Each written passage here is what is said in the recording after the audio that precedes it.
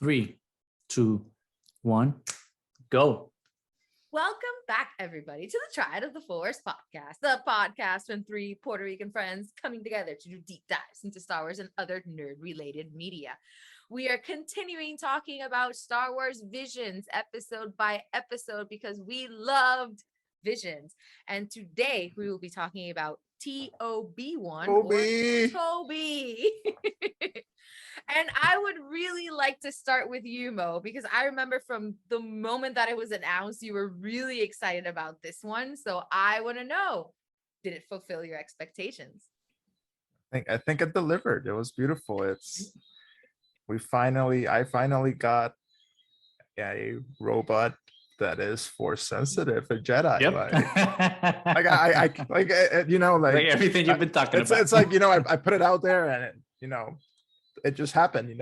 I got it. Yeah. So finally, just being able to explore that, and the art style so reminiscent of like Astro Boy, which is like Mega Man. the OG Mega anime. Man. Like that's what it.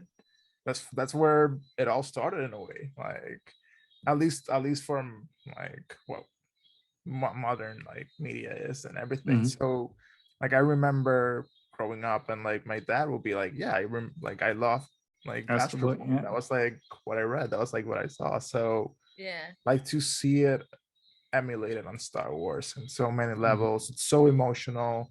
It's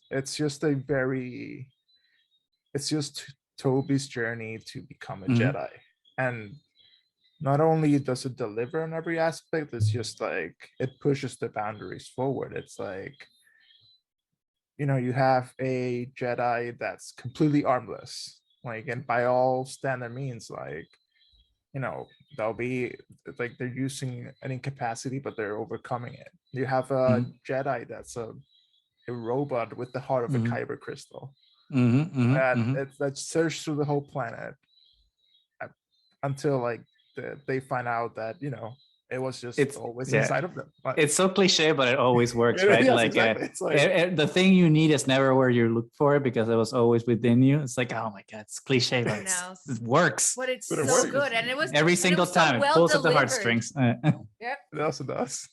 And especially in this case, I thought it was very, very well delivered. Like you knew it was gonna happen, but when it happened, it's still. I remember Josbando was crying. Don't. Oh, you did it. Now the world knows.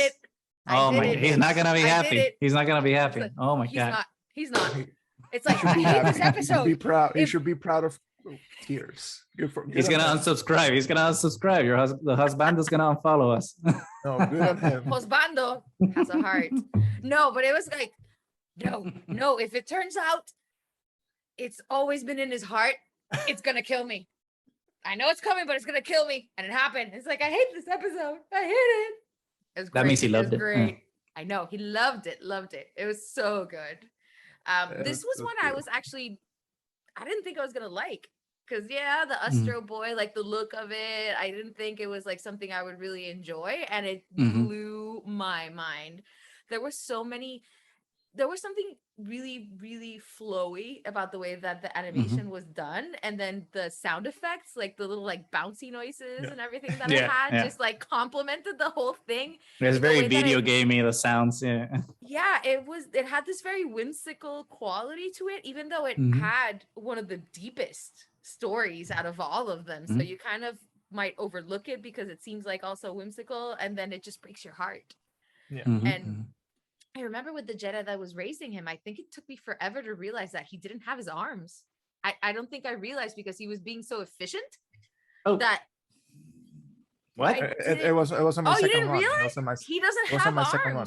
It wasn't my second run. Like I was like, I think Goose didn't notice. Jesus Christ. Yeah. Mind blown. Now clearly I don't pay attention when I watch it. Whoa. Yep. Yeah, because he was so powerful and controlling everything with his mind. How we were talking about before, like what are Jedi's gonna do if they can't have a lightsaber? This Jedi was doing all these things without arms, and you didn't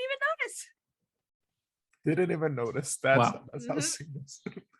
Yeah. Like it's Clearly, such clearly. an empowering episode, honestly. Like Mhm. Yes. you know, it has so much of that energy of like what Star Wars is also. Mhm. Like don't it's okay to be afraid, but it's okay to also search for Mhm. yourself, you know? Mhm. Like that's the whole part of the journey. That's the hero's journey. Like, Mhm, mhm.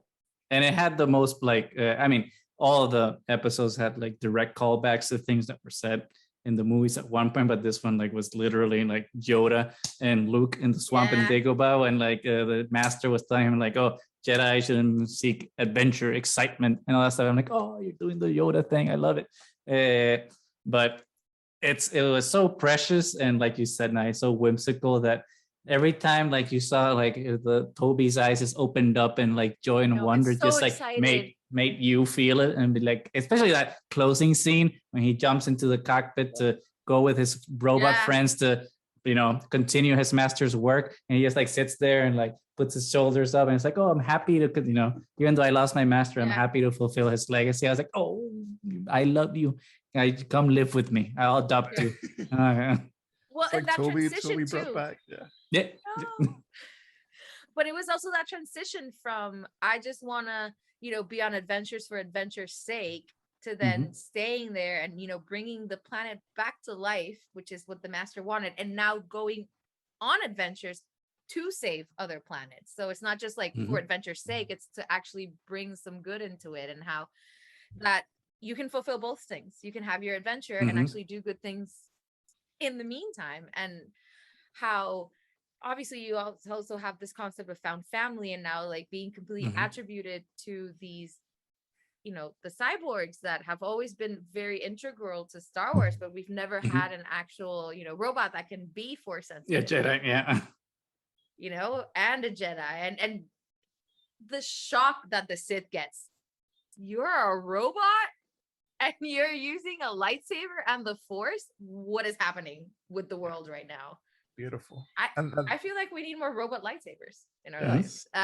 Jedi, sorry. More robot Jedis in our lives. And Definitely. then that fighting scene where then it's like CO3 comes and fuses with Toby. How good was that? And just like just glows with like, I was like, oh yes.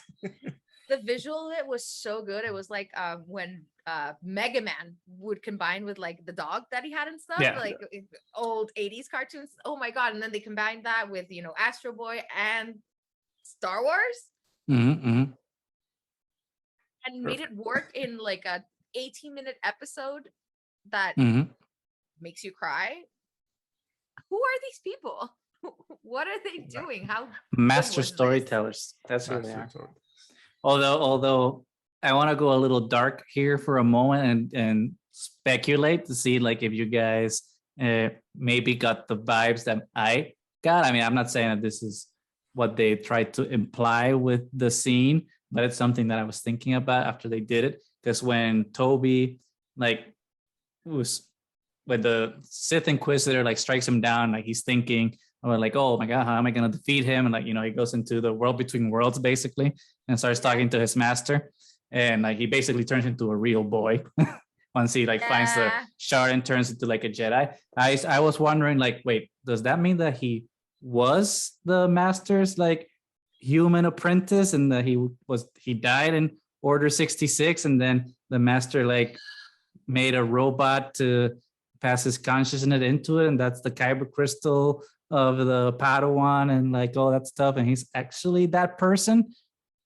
What do you guys think? Because I got some of those vibes. I'm not saying that that's what they intended, but I was like, oh, maybe that's something they were hinting at.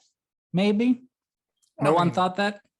I mean, it's just Astro Boy's story. Like Astro Boy was modeled after the creator's son who had died in an accident. So in a way, the Astro Boy was supposed to be the kid's replacement. It just happened to be that Astro Boy was a different person altogether, just as Toby was a different person altogether, and even the name like 2-B1 T0-B1 Toby.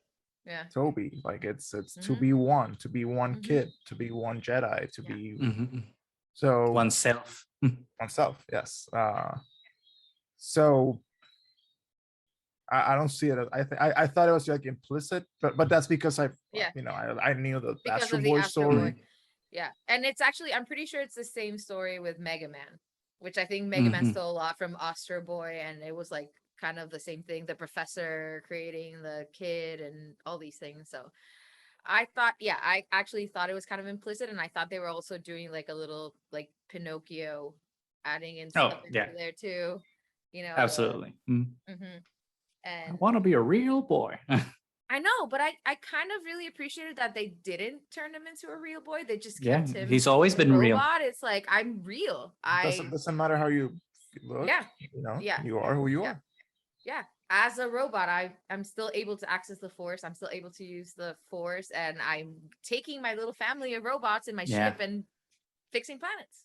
Which is the kind of like the implicit problem that Star Wars has, and it just refuses to acknowledge, is that they actively give robots free will and Yeah.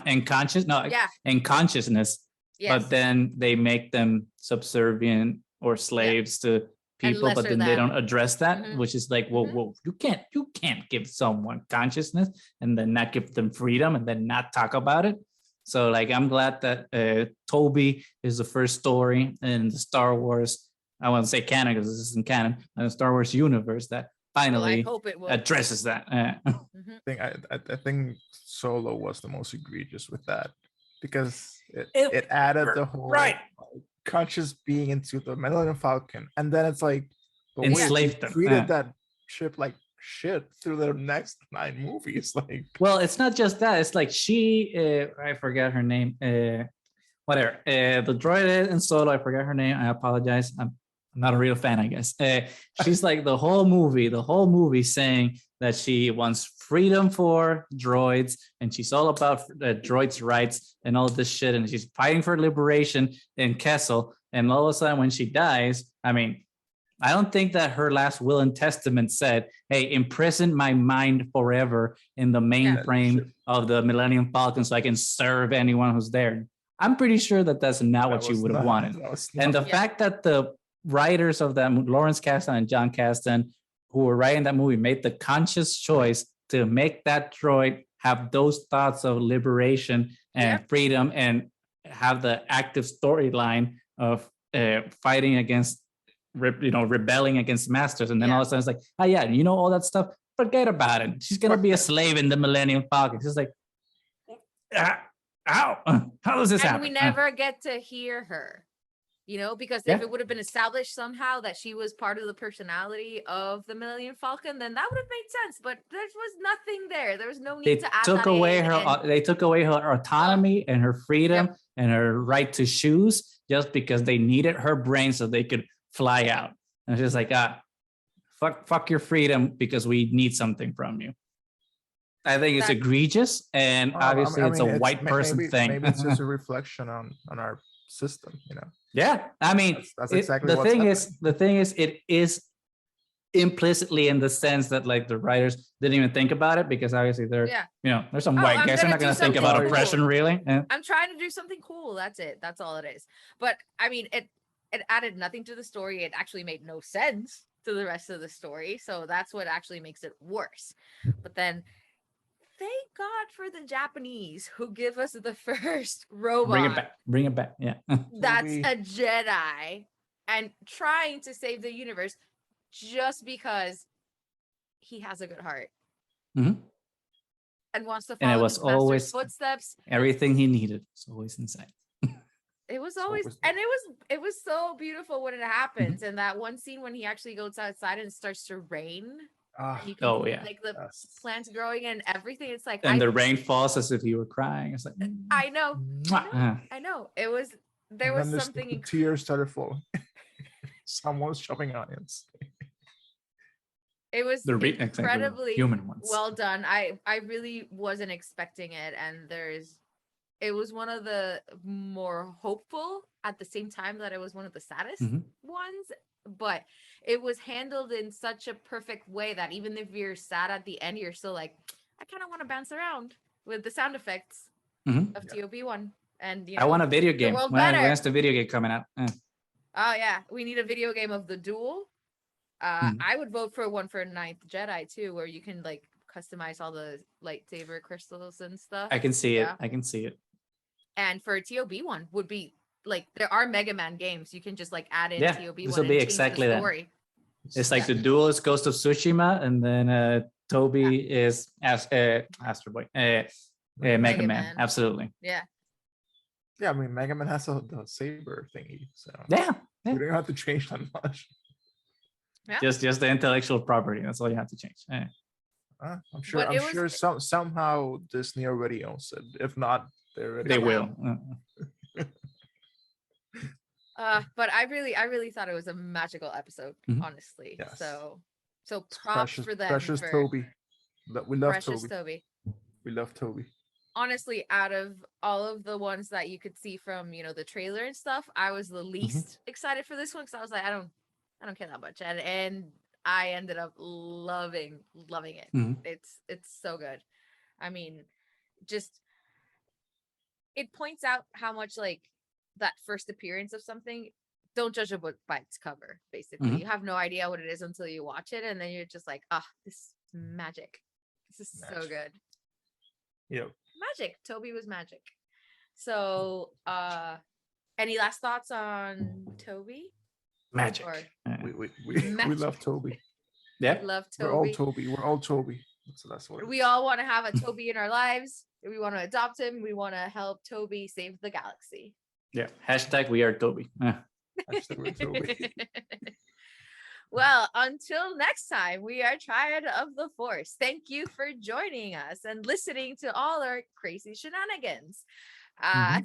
Love you. You can follow us anywhere that podcasts can be found. Twitter, Instagram. We have shirts too. Just search for Triad of the Force. And until next time, may the Force be with you.